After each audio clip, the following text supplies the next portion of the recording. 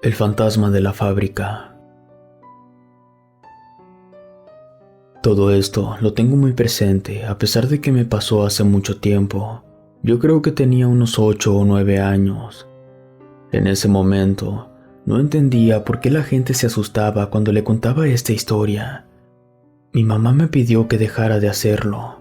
Ya cuando fui creciendo entendí por qué me lo había pedido. Ahora lo pienso como una experiencia. Una de esas que nunca se olvidan.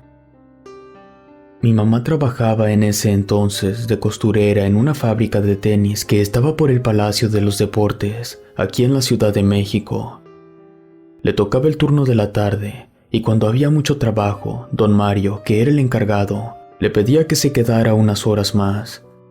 A ella le tocaba coser las lengüetas y los empeines de los tenis. A mi mamá le caía muy bien ese dinero extra, por lo que casi nunca le decía que no, pero había ocasiones en que no tenía con quién dejarme en casa, y entonces me traía con ella al trabajo. Casi siempre salíamos a las 9, pero aquellas ocasiones de horas extras, andábamos saliendo de la fábrica a las 11 o 12 de la noche. A mí sí me gustaba mucho estar con ella, porque después de terminar mi tarea, podía ponerme a jugar y correr como loco por todos lados. Era una fábrica enorme, con largas hileras de máquinas de coser. Esta tenía un techo de lámina muy alto.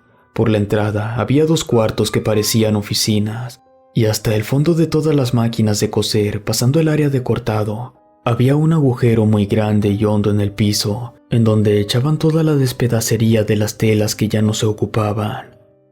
Ese era mi lugar favorito, porque me gustaba estar saltando como si fuera una alberca sobre los pedazos de hule espuma. Un día, mientras jugaba ahí, escuché una niña a mis espaldas que me preguntaba si quería jugar con ella. Yo volteé y me le quedé viendo. Tenía como mi edad, llevaba un vestido y zapatos blancos muy limpios, el cabello recogido hacia atrás. No se me hizo extraño verla allí. Algunas de las compañeras de mi mamá que trabajaban en ese turno traían a sus hijos también. Lo que sí se me hizo un poco raro es que su cara estaba muy pálida y hablaba muy serio como si fuera una persona grande, pero la verdad, a esa edad, a uno no le importa nada de eso. Así que le dije que sí. Entonces me dijo que jugáramos a las traes. Y sin decirme más, se echó a correr sobre el pasillo principal de la fábrica, mientras gritaba que yo las traía. Yo salí corriendo detrás de ella sobre el pasillo, pero por más que corrí, la perdí de vista. No me detuve hasta que llegué a la primera hilera de máquinas, donde estaba trabajando mi mamá. Al verme todo agitado, me preguntó qué estaba haciendo. Le dije que estaba jugando a las traes con una amiga. Ella levantó la mirada de la máquina de coser por un momento y me miró extrañada. Pero de inmediato la regresó a la aguja que había perdido el hilo.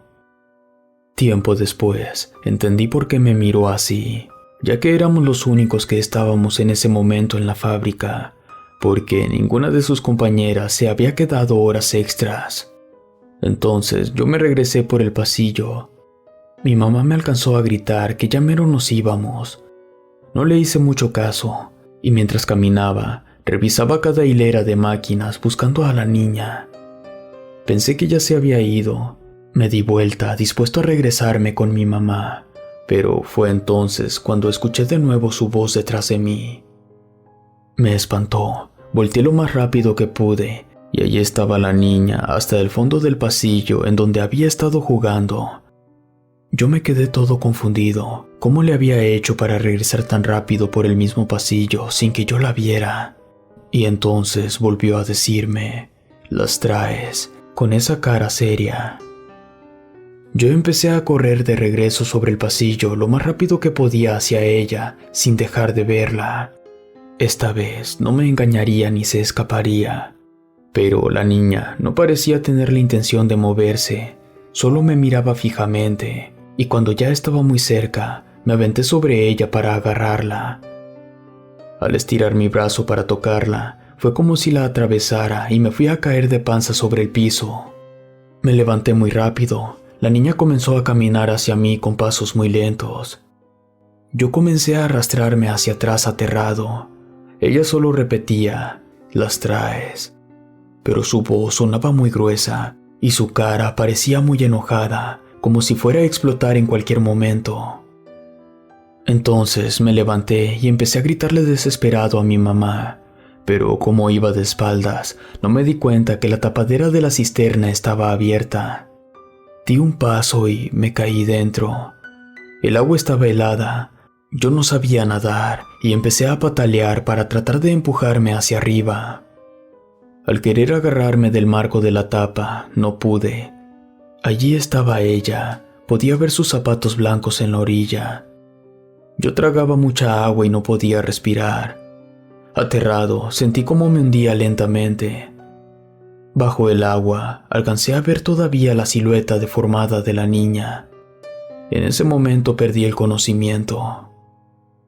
Cuando abrí los ojos, todo estaba borroso. Lo primero que hice fue vomitar mucha agua y toser. A mi lado estaba don Mario y mi mamá, que lloraba mucho. Ya estaba fuera de la cisterna. Don Mario me levantó y me llevó a su oficina. Adentro, mi mamá le ayudó para recostarme en uno de los sillones de la sala de espera. Ninguno decía nada, pero veía el susto y angustia en sus ojos.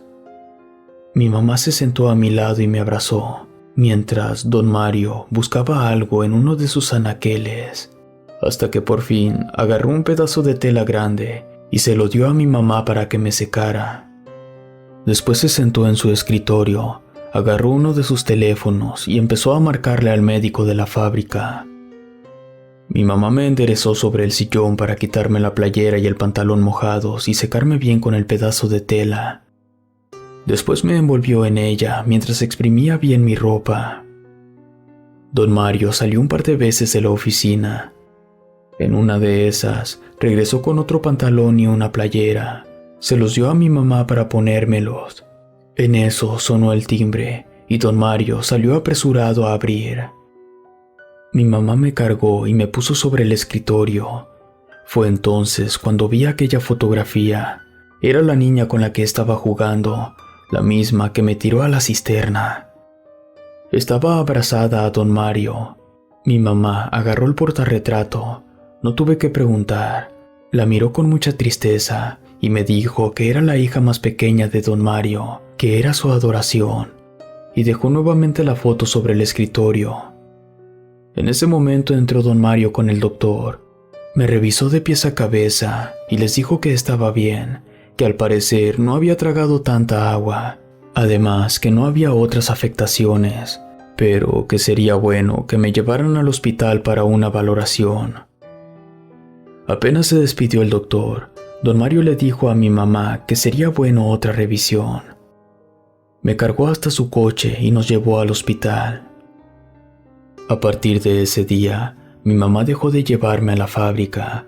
Me encargaba con mi tía o a veces con la vecina. Algunos meses después renunció.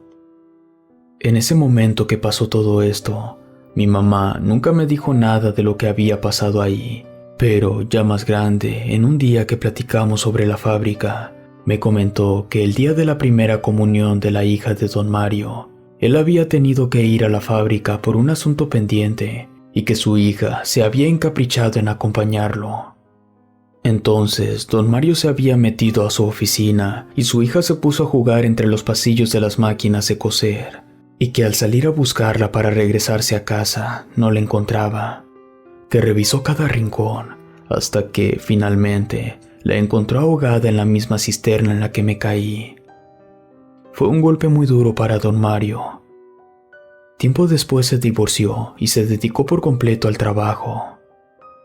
En esa ocasión, aproveché para preguntarle a mi mamá por qué había renunciado a seguir trabajando en la misma fábrica, si don Mario era una buena persona, y me dijo que a partir del día en que casi me ahogaba en la cisterna, todas las noches siguientes y hasta el último día que estuvo ahí, se le aparecía la misma niña de vestido y zapatos blancos al fondo del pasillo. Si te gustó esta historia, suscríbete activando la campanita para que no te pierdas lo mejor de Rede. Gracias por escucharnos. Relato escrito y adaptado por Luis Martínez.